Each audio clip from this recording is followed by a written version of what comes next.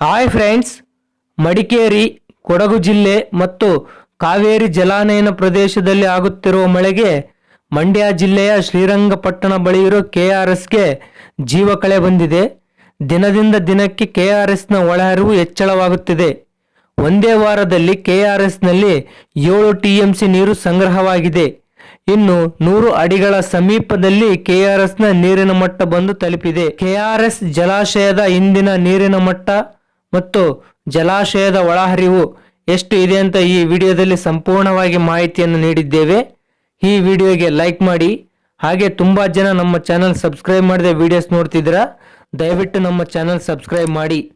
ಈ ಮಾಹಿತಿಯನ್ನು ನಾವು Karnataka state water resource department ಇಂದ ತೆಗೆದುಕೊಳ್ಳಲಾಗಿದೆ. ಕೆಆರ್ಎಸ್ ಡ್ಯಾಮ್ನ ಮ್ಯಾಕ್ಸಿಮಮ್ ವಾಟರ್ ಲೆವೆಲ್ 124.8 ಅಡಿ ಇದೆ. ಪ್ರೆಸೆಂಟ್ ಕೆಆರ್ಎಸ್ ಡ್ಯಾಮ್ನ ವಾಟರ್ ಲೆವೆಲ್ 98.1 ಅಡಿ ಇದೆ. ಕೆಆರ್ಎಸ್ ಡ್ಯಾಮ್ನ ಗರಿಷ್ಠ ನೀರು ಸಂಗ್ರಹ ಸಾಮರ್ಥ್ಯ 49.45 ಟಿಎಂಸಿ ಇದೆ. ಪ್ರೆಸೆಂಟ್ ಕೆಆರ್ಎಸ್ ಡ್ಯಾಮ್ನಲ್ಲಿರುವ ನೀರಿನ ಪ್ರಮಾಣ 21.35 ಟಿಎಂಸಿ. ಕೆಆರ್ಎಸ್ ಡ್ಯಾಮ್ನ ಇಂದಿನ ಒಳಹರಿವು 14,135 ಕ್ಯೂಸೆಕ್ಸ್ ನೀರಿನ ಒಳಹರಿವು ಬಂದಿದೆ. ಕೆಆರ್ಎಸ್ ಡ್ಯಾಮ್ನ ಇಂದಿನ ಹೊರಹರಿವು 532 ಕ್ಯೂಸೆಕ್ಸ್ ನೀರಿನ ಹೊರಹರಿವು ಇದೆ.